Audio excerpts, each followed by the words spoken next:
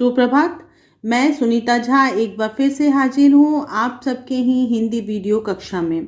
बच्चों, जो सीरीज अभी चल रहा है कक्षा नवम और दसम के ही एक उपन्यास जो कि सुषमा अग्रवाल द्वारा रचित है, जिसका नाम है नया रास्ता, अभी उसी का ही हम अगला भाग पढ़ने वाले हैं। और ये पाठ है कक्षा नवम और दसम के लिए आईसीएसई बोर्ड के।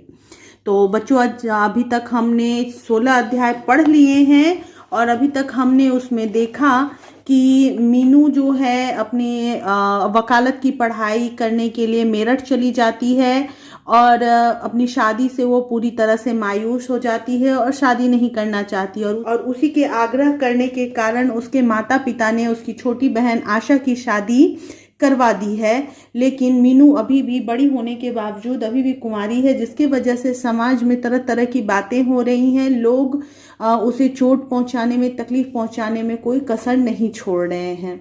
तो अब आगे पढ़ते हैं और 17वें अध्याय से शुरू करते हैं। देखते हैं कि मीनू को और कितने संघर्ष करने पड़ेंगे इस समाज में अपना एक स्थान बनाने के लिए। तो आशा के विवाह को 5 महीने हो चुके थे। इस बीच माँ के कई पत्र मीनू के पास आए। उनके हर पत्र से यही आभास होता था कि वे दोनों बेटियों के बिना कितनी अकेली सी रह गई थीं। आशा की शादी हो चुकी थी, इसलिए वो अपनी ससुराल चली गई है और मीनू अपनी पढ़ाई के लिए मेरठ आ चुकी है। तो माँ अकेली हो गई है, दोनों बेटियां उनके साथ नहीं है। तो वो जितनी बार भी पत्र लिखती थी उन पत्रों में ये ज़रूर एहसास होता था कि वो अकेले अपने बेटियों के बिना कितनी उदास रहने लगी हैं। जिस समय भी माँ या पिताजी का कोई पत्र उसके पास आता, उस समय उसका हृदय व्याकुल हो उठता। व्याकुल मतलब बेचैन हो उठता। उसे घर जाने की बेचैनी होने लगती, परंतु माँ सदैव उसे अपने पत्र में यही शिक्षा देती थी कि उसे लगन से पढ़कर अपने पांव पर खड़ा होना है। वो माँ के लिए बेचैन हो जाती थी उनकी तकलीफ को सोचकर, लेकिन माँ जो थी वो सदैव यानी हमेशा उसे यही शिक्षा देती थी, उसे यही हौसला देती थी कि तुम्हें ऐसे नहीं आना है, बहुत लगन से पढ़ाई करनी है और अपने पाँव पे खड़ा होना है। बच्चों, ये एक मुहावरा है, पाँव पे खड़ा होना यानी कि स्वावलंबी बनना, किसी और पे आश्रित ना होना। आज ही मीनू के नाम माँ का पत्र आया। मीनू माँ के पत्र को पाकर बहुत प्रसन्न थी। जैसे ही मीनू ने पत्र खोलकर पढ़ना शुरू किया, उसके हृदय में माँ के प्रति श्रद्धा उमड़ पड़ी। माँ के लिखे एक एक शब्द में कितना प्यार झलक रहा था। अभी मीनू पत्र पढ़कर रख ही रही थी कि इतने में नीलिमा के पति सुरेंद्र जी ने कमरे में प्रवेश किया। उन्हें देखकर मीनू आश्चर्यचकित रह गई। सुरेंद्र जी आज उसके पास कैसे आ गया, और वह भी अकेले? बच्चों, आपको याद होगा कि मीनू की एक सहेली है जो कि बहुत घनिष्ठ है और उसका नाम है नीलिमा, जिसकी की शादी हुई थी और शादी के बाद वो अपने ससुराल मेरठ में ही आकर रहने लगी थी। उसी के पति का नाम है सुरेंद्र जी, जो कि आज मीनू से मिलने आए हैं और अचानक आए हैं, अकेले आए हैं। इस वजह से मीनू थोड़ी सी आश्चर्यचकित है, सरप्राइज्ड है। मीनू ने उन्हें कुर्सी पर बिठाया और नीलिमा के न आने का कारण पूछा। सुरेंद्र जी ने बताया, नीलिमा आजकल पूर्ण आराम में है, यानी कि डॉक्टर ने उसे फुल बेड रेस्ट कहा है। आप लोगों को इससे पहले वाले अध्याय में बताया गया था कि नीलिमा गर्भवती है, माँ बनने वाली है और डॉक्टर ने उसे आराम करने को कहा है। मीनू ने आश्चर्यचकित होकर पूछा, क्यों, क्या हुआ नीलिमा को? सुरेंद्र जी मुस्कुराते हुए बोले, हुआ कुछ नहीं, उसने पुत्र को जन्म दिया है। यह तो बहुत प्रसन्नता की बात है। मीनू के चिंतित होने पर मीनू पूछती है कि आखिर क्या बात है, लेकिन सुरेंद्र जी बहुत खुश होते हैं और मुस्कुराते हुए जवाब देते हैं कि कुछ नहीं, बस उसने पुत्र को जन्म दिया है और जिसकी वजह से उसे डॉक्टर ने आराम करने की सलाह दी है। सुरेंद्र जी ने अपने बैग से एक कार्ड निकालकर मीनू के हाथ में थमा दिया और बोले, मीनू, परसों हमारे बेटे का नामकरण संस्कार है, तुम्हें अवश्य आना है। नीलिमा ने तुम्हें विशेष रूप से आने के लिए कहा है। बच्चों, हिंदू धर्म में गर्भाधान से लेकर यानी जब बच्चा गर्भ में आता है तब से लेकर उसके मृत्यु और अंतिम संस्कार तक कुल 16 संस्कार होते हैं, जिनमें से नामकरण संस्कार एक है। तो वही संस्कार होने वाला है और उसमें मीनू को बुलाया जा रहा है। हाँ हाँ, क्यों नहीं, मैं अवश्य आऊंगी। सुरेंद्र जी के जाने के बाद मीनू उस कार्ड को उठाकर देखने लगी। उसे लगा कि नीलिमा कितनी भाग्यशाली है। सुंदर व चाहने वाला पति मिला, साथ ही उसे एक पुत्र की मां बनने का सौभाग्य भी प्राप्त हुआ। मीनू सब कुछ पा रही है जो वो चाहती है, लेकिन फिर भी कहीं ना कहीं उसके मन में एक खलिश है, एक कमी है, ये एहसास है कि उसकी शादी अभी तक नहीं हुई है। और वो कभी कभी ये और जाग जाता है ये एहसास जब अपने करीबियों को देखती है कि वो चीज उसे मिला है जो कि इसको भी मिलना चाहिए था। यानी कि नीलिमा को एक पति मिला है जो कि उसे बहुत प्यार करता है, साथ ही साथ वह एक पुत्र की मां भी बन चुकी है, लेकिन मीनू की शादी नहीं हो पाई है अभी तक। जिस दिन नामकरण संस्कार था उस दिन मीनू को कॉलेज से छुट्टी लेनी पड़ी, क्योंकि उसे बाजार से नन्हे बालक के लिए कुछ उपहार भी खरीदने थे। उपहार खरीदकर वह सीधे ही नीलिमा के घर पहुंच गई। मीनू को देखकर नीलिमा बहुत प्रसन्न हुई। दोनों अपनी अपनी बातें करने में ऐसी तल्लीन हो गई मानो बरसों बाद मिल रही हो। तल्लीन मतलब ऐसे डूब गई, ऐसे उसमें खो गई कि लगा जैसे बरसों बाद दोनों मिली हो, इतनी बातें करने लगी। नीलिमा ने अपनी मां बनने के सभी अनुभव मीनू को सुनाए। मीनू चुपचाप बैठी बातें कर रही थी कि उसी बीच सुरेंद्र के कुछ मित्रों ने कमरे में प्रवेश किया। उनमें एक अमित भी था। अमित सुरेंद्र जी का घनिष्ठ मित्र था। अमित ने नीलिमा से पूछा, भाभी सुरेंद्र कहाँ है? बच्चों, आपको अमित याद होगा, ये वही है जिससे कि एक बार शादी तय होने लगी थी मीनू की, और अमित ने काफी उत्साह भी दिखाया था शादी के लिए, अपनी रजामंदी भी दर्शाई थी, लेकिन बाद में पैसों के लालच में उसके परिवार के द्वारा मना कर दिया गया और आशा का रिश्ता भेजा गया। लेकिन आशा के रिश्ते को भी उन लोगों ने ठुकरा दिया पैसे के लिए। अमित भैया वे बाहर ही काम में व्यस्त हैं। तो अमित को बताती है नीलिमा कि वो बाहर ही होंगे, यहाँ नहीं है। अमित का नाम सुनते ही दरवाजे की ओर पीठ किए बैठी मीनू ने मुड़कर देखा तो वो आश्चर्यचकित रह गई। अरे, यह तो वही अमित है। बाजार में उस दुकान से तो वह झटपट निकल भागी थी, परंतु अब घर से कहाँ जाएगी? और जैसे ही अमित का नाम सुनती है तो एक बार पलट के देखती है मीनू, और देखती है कि ये वही अमित है जो कि एक बार इससे पहले बाजार में मिला था जब वो अपनी बहन के लिए खरीदारी कर रही थी।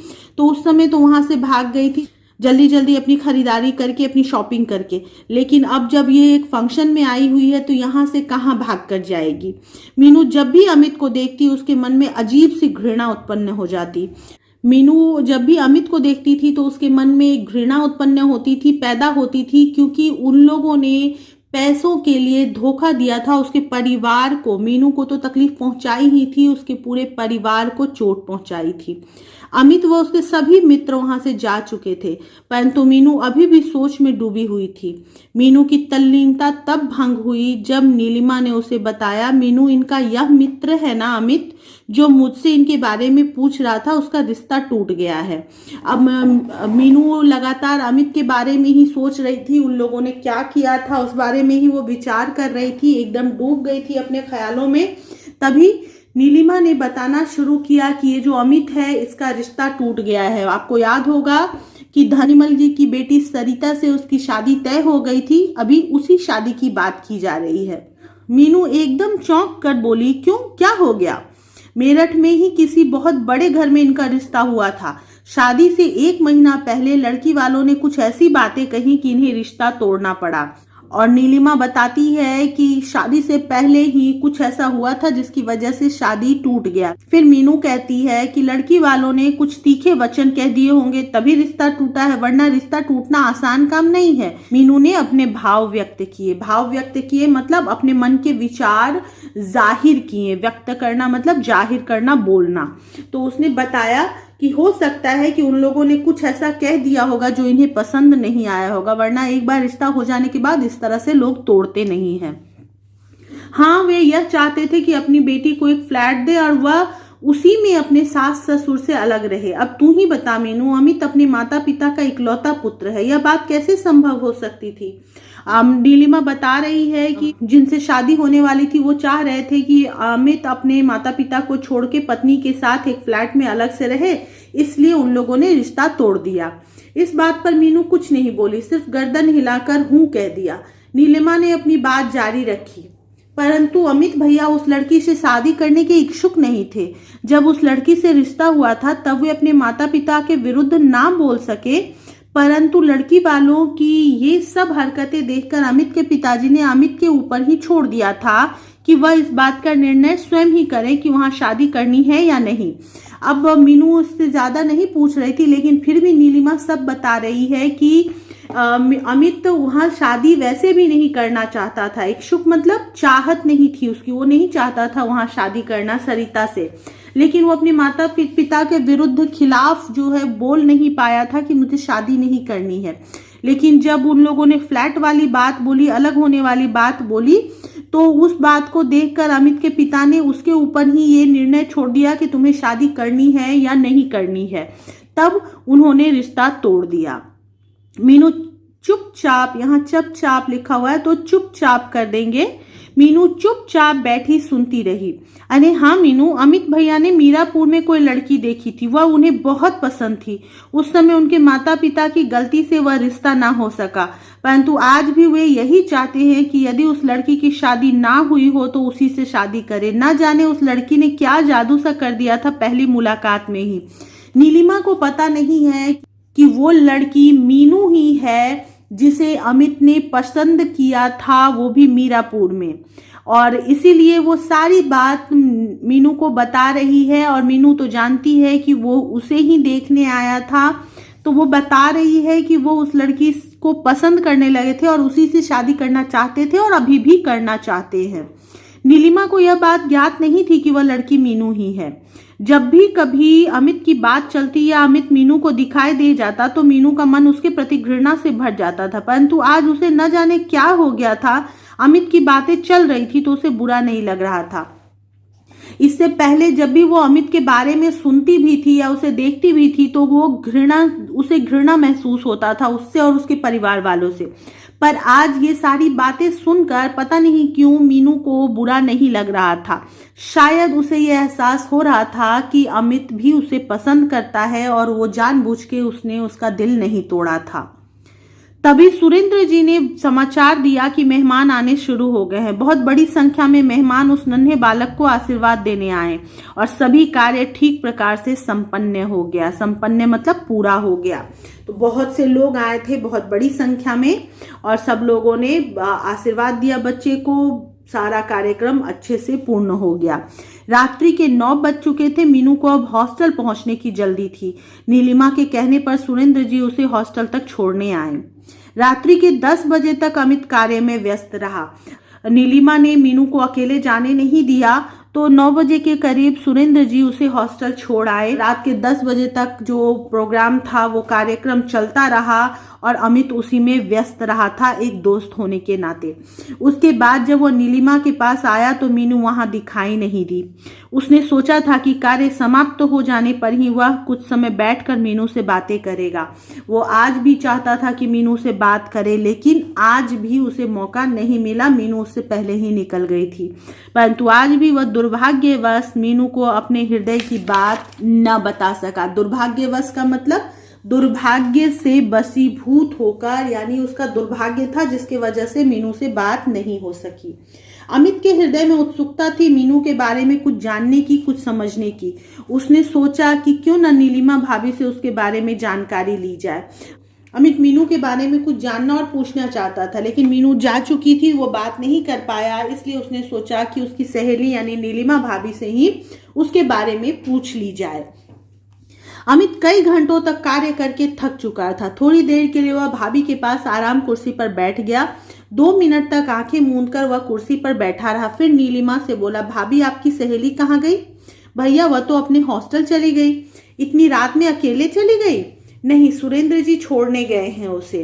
अभी वो दोनों सामान्य बातें कर रहे हैं कि आखिर वो अकेले कैसे गई, और उसने बताया कि नहीं अकेले नहीं गई, सुरेंद्र जी उसे हॉस्टल लेके गए हैं। क्या यहाँ पढ़ रही है आजकल? अमित ने आगे बात बढ़ाते हुए कहा। हाँ, वकालत पढ़ रही है। 1.5 वर्ष पहले मेरठ के किसी लड़के ने उसे देखकर रिश्ता नामंजूर कर दिया था, तभी से वह निराश हो गई है। अब उसमें पढ़ लिख कर अपने पांव पर खड़े होने की लगन उत्पन्न हो गई है, जिससे वह समाज में सिर ऊंचा करके रह सके और नीलिमा उसे बताती है कि वो क्यों यहाँ पर पढ़ाई करने आई और क्या वजह थी कि उसने अभी तक शादी नहीं किया। नीलिमा के मुंह से यह शब्द सुनकर अमित को आत्मग्लानि महसूस होती है। आत्मग्लानि मतलब खुद पर शर्मिंदगी महसूस होती है, पछतावा होता है, अफसोस होता है। उसे लगने लगा कि उसने मीनू के हृदय को पीड़ा पहुंचाई है, उसी के कारण मीनू जीवन में इतनी निराश हो चुकी है और उसे एहसास होता है कि ये उसकी निराशा, मीनू की निराशा की वजह वही है। अमित ने नीलिमा को नहीं बताया कि वह स्वयं ही वह लड़का है जिसने मीनू के दिल को ठेस पहुंचाई है। अब उसे वहां एक पल बैठना भी मुश्किल लगा, इसलिए वह वहां से उठ खड़ा हुआ और जाने लगा। वो नीलिमा को बता नहीं पाया कि मीनू ही वो लड़की है जिसे वो देखने गया था मेरठ में और उस शादी करना चाहता है अभी भी। फिर भी अब लेकिन दुखी हो जाता है और वहां पे बैठ नहीं पाता, इसलिए वहां से उठकर जाने लगता है। तभी नीलिमा ने कहा, भैया बैठ जाओ ना, अभी से कहाँ चल दिए। अमित कुछ उदास स्वर में बोला, भाभी अब मैं घर चलता हूँ, काफी रात हो चुकी है। रास्ते भर अमित के मस्तिष्क में मीनू का वह मासूम चेहरा घूमता रहा जिसने प्रथम मुलाकात में ही अमित का दिल मोह लिया था। मस्तिष्क मतलब दिमाग में। तो रास्ते भर जब वो घर जा रहा था तो वो सोचता रहा मीनू के बारे में ही और उसके मन में मीनू का वो चेहरा बार बार उभरता रहा जो इसको उसने पहली बार देखा था। अब देखते हैं 18वां अध्याय। मीनू ने दूसरे वर्ष की वकालत की परीक्षा भी प्रथम श्रेणी में उत्तीर्ण कर ली थी। अब तीसरे वर्ष की परीक्षा के लिए वह कठिन परिश्रम कर रही थी, यानी कि मीनू का मेरठ आए हुए 2 साल बीत चुका था। उसने सफलता की मंजिल तक पहुंचने के लिए दूसरी सीढ़ी पार कर ली थी और 3 सीढ़ियों में से 2 सीढ़ी वो पार कर चुकी थी। तीसरी सीढ़ी पार करने के लिए उसे कठिन परिश्रम करना था, यानी फाइनल टर्म जो था, फाइनल एग्जाम जो था, उसके लिए अभी बहुत सी तैयारी, बहुत सा परिश्रम करना बाकी था। उन दिनों उसके कॉलेज में खेलकूद प्रतियोगिताएं चल रही थी। मीनू ने उन प्रतियोगिताओं में भाग नहीं लिया था और कॉलेज में पढ़ाई भी नहीं चल रही थी। उसने सोचा कि वह नीलिमा के घर जाकर उससे मिलाए। तो अभी खेलकूद की प्रतियोगिताएं चल रही थी इस कॉलेज में और वो पार्टिसिपेट नहीं कर रही थी, तो कॉलेज भी बंद था। तो उसने सोचा कि खाली बैठने से अच्छा है चलकर नीलिमा से मिल आए। पढ़ते पढ़ते वह थक चुकी थी, इसलिए वह उठी और नीलिमा के घर की ओर चल दी। वहां पहुंचने पर उसने देखा कि वह बिस्तर पर पड़ी थी। मीनू ने उसके सिर पर हाथ रखकर देखा, उसका शरीर ज्वर से तप रहा था, यानी कि नीलिमा को बुखार था। उसके पति सुरेंद्र जी उसकी दवाई लेने गए थे। घर में उस समय पालने में लेटे नन्हे अनूप के सिवा और कोई नहीं था। अनूप यानी नीलिमा का बेटा जो था वो पालना में लेटा हुआ था और उसके अलावा और कोई नहीं था नीलिमा का ख्याल रखने वाला। उस नन्हे अनूप को रोता देखकर नीलिमा कपकपाती आवाज में मीनू से बोली, मीनू अनूप को मेरे पास लिटा दो। नीलिमा इतनी कमजोरी महसूस कर रही थी कि वो अपने बच्चे के पास भी नहीं जा पा रही थी, ठीक से बोल भी नहीं पा रही थी। तो कपकपाती हुई आवाज में उसने अपने बच्चे को अपने पास लिटाने के लिए कहा। बहुत देर हो गई है इसे रोते रोते। मीनू ने अनूप को नीलिमा के पास न लिटाकर पालने में झुलाकर ही उसे सुला दिया। इतने में ही सुरेंद्र जी नीलिमा की दवाई लेकर आ गए। मीनू को देखकर सुरेंद्र जी को लगा कि अब वे कुछ समय के लिए नीलिमा के पास मीनू को बैठाकर अपनी फैक्ट्री देखने जा सकेंगे। यही होता है बच्चों, संयुक्त परिवार में कोई ना कोई देखने वाला होता है, लेकिन जो न्यूक्लियर फैमिली है वो 3 लोगों का परिवार है, उसमें एक बच्चा है और 2 लोग हैं, तो बेचारे को देखभाल करनी पड़ रही है। इस वजह से वो अपनी फैक्ट्री नहीं जा पा रहे थे। तो जब मीनू को उन्होंने देखा तो उन्हें कुछ सहारा महसूस हुआ और उन्होंने सोचा कि मीनू को यहाँ पर बिठा देते हैं कुछ देर नीलिमा के पास और अपनी फैक्ट्री को देखकर आ सकते हैं। उन्होंने पहले नीलिमा को अपने हाथ से दवाई पिलाई, फिर मीनू से आग्रहपूर्ण स्वर में बोले, मीनू तुम जितनी देर यहाँ नीलिमा के पास बैठी हो उतनी देर में मैं फैक्ट्री देखाऊं। और वो आग्रह करते हैं कि कुछ देर यहाँ पे बैठो, तब तक मैं फैक्ट्री देख आता हूँ। मीनू ने यह बात सहर्ष स्वीकार कर ली। जोड़ हर्ष यानी कि हर्ष के साथ, हर्ष खुशी के साथ स्वीकार कर ली अर्थात मान ली। मीनू नीलिमा के पास पलंग पर ही बैठ गई। सुरेंद्र जी फैक्ट्री चले गए थे। नन्हा नन्हा अनूप अभी भी पालने में सो रहा था। मीनू को लगा कि नीलिमा तीव्र ज्वर से पीड़ित है, इसलिए उससे बातें करना उचित नहीं है। उसके पास पड़ी एक पत्रिका उठाकर पढ़नी शुरू कर दी। नीलिमा को दवाई मिलने से कुछ आराम हुआ और उसे झपकी आ गई। मीनू उस पत्रिका को पढ़ने में व्यस्त रही। मीनू ने देखा कि नीलिमा बहुत बीमार है, उसे आराम की जरूरत है, तो वो बातें नहीं कर रही थी। वो एक पत्रिका, एक मैगजीन खोलकर पढ़ने लगी। नीलिमा को भी थोड़ा आराम महसूस हुआ। एक तो चिंता से मुक्त थी कि बच्चे की देखभाल करने वाला कोई है, दूसरा उसे दवा का भी कुछ असर था। वो सो गई। झपकी आ जाना मतलब सो गई। तो आधा घंटा नींद लेने के बाद चौंक कर नीलिमा ने आंखें खोली। मीनू को पास बैठी देखकर नीलिमा बोली, अरे मीनू, मुझे तो नींद आ गई थी, तू अकेले बैठी बैठी बोर हो गई होगी। नीलिमा को फिक्र होती है कि अकेले उसे छोड़कर वो सो गई थी, कैसी मेजबान है। तो मीनू ने कहा, नहीं नीलिमा, मैं तो आराम से बैठी पत्रिका पढ़ रही थी। हाँ, यह तो बता, अब तेरी तबीयत कैसी है? अब तो कुछ आराम महसूस हो रहा है, बदन में दर्द भी कम है, नीलिमा ने धीमी आवाज में कहा। और मीनू, तुम्हारी पढ़ाई कैसी चल रही है? आजकल तो खूब व्यस्त होगी पढ़ने में, वकालत की अंतिम परीक्षा है इस वर्ष। और हालत बताने के साथ साथ नीलिमा उससे पूछती है उसकी पढ़ाई के विषय में कि तुम्हारी पढ़ाई कैसी चल रही है, क्योंकि ये तीसरा वर्ष है, फाइनल ईयर है, तो पढ़ाई भी बहुत जोर शोर से चल रही होगी। हाँ नीलिमा, अभी तक तो दोनों वर्ष की परीक्षा मैंने प्रथम श्रेणी में उत्तीर्ण की है। देखो इस वर्ष क्या होता है। उत्तीर्ण मतलब पास करना, इसका विलोम होता है अनउत्तीर्ण। बच्चों, मैं वो भी आपको बताऊंगी। मैंने आपको शायद बताया है उपसर्ग कैसे जोड़ते हैं, तो उन चीज़ों को थोड़ा सा ध्यान रखिएगा, क्योंकि विलोम शब्द आप लोगों के परीक्षा में अवश्य आते हैं लिखने के लिए। तो कई बार जानते हुए भी आप लोग गलत लिख देते हैं।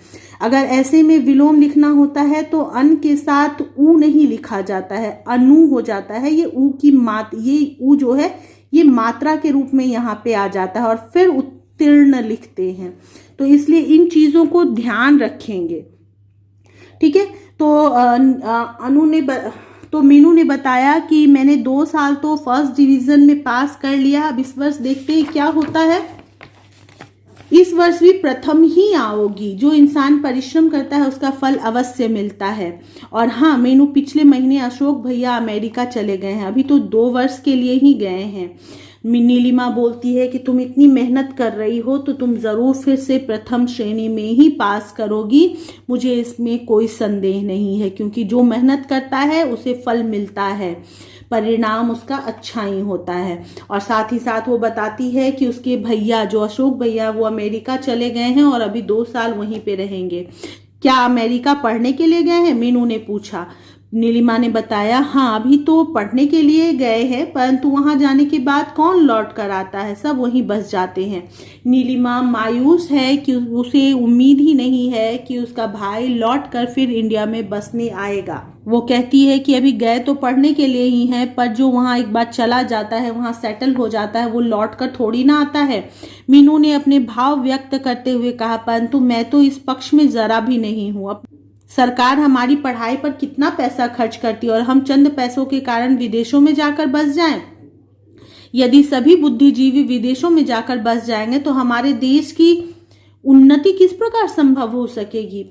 मीनू ये बात सुनकर अपना भाव व्यक्त करती है, यानी अपने विचार बताती है कि मैं इसके पक्ष में नहीं हूँ, मैं इसके अगेंस्ट हूँ कि लोग पढ़ाई भारत में करे, सरकार यहाँ पे उनके लिए सारी फैसिलिटी दे, पढ़ाई करने के लिए उन पर खर्च करे, और जब कमाने का समय आए या देश के लिए कुछ करने का समय आए तो हम जाकर विदेशों में बस जाएं।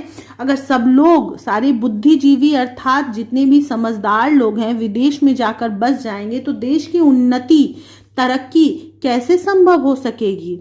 मीनू की बात का समर्थन करते हुए नीलिमा बोली, तुम ठीक कहती हो मीनू, परंतु इन बातों को सब कहाँ समझते हैं। समर्थन मतलब उसके बात का अनुमोदन करती है, उसके बात को मानती है और कहती है कि तुम सही कह रही हो, लेकिन सब ये नहीं सोचते। अभी उन दोनों का वार्तालाप चल ही रहा था कि नन्हे अनूप ने रोना शुरू कर दिया। मीनू ने अनूप को अपनी गोद में उठाया और खड़े होकर घुमाने लगी। तभी सुरेंद्र भी फैक्ट्री से वापस आ गए। मीनू को यहाँ आए कई घंटे हो चुके थे। जैसे ही उसकी दृष्टि घड़ी पर गई वह एकदम उठ खड़ी हुई। नीलिमा ने उससे कहा, सुरेंद्र जी छोड़ आएंगे, परंतु नीलिमा की तबीयत ठीक नहीं थी, इसलिए नीलिमा को अकेले छोड़ना उचित न समझा और वो स्वयं ही हॉस्टल चले गई। कहने का मतलब बहुत समय बीत चुका था उसका नीलिमा के घर आए हुए, तो वो अब वापस हॉस्टल जाना चाहती थी। साथ ही वो देखती है कि सुरेंद्र जी भी फैक्ट्री से वापस आ गए, तो वो अनुमति मांगती है।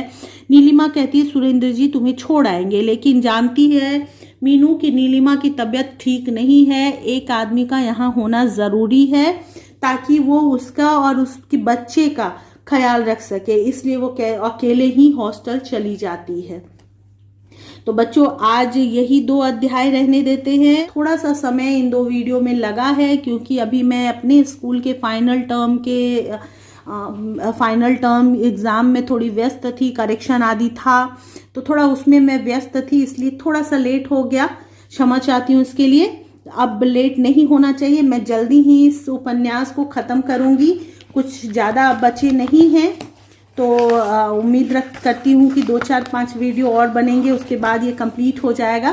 तो जल्दी ही मिलते हैं अगले वीडियो में, तब तक के लिए बाय बाय, टेक केयर।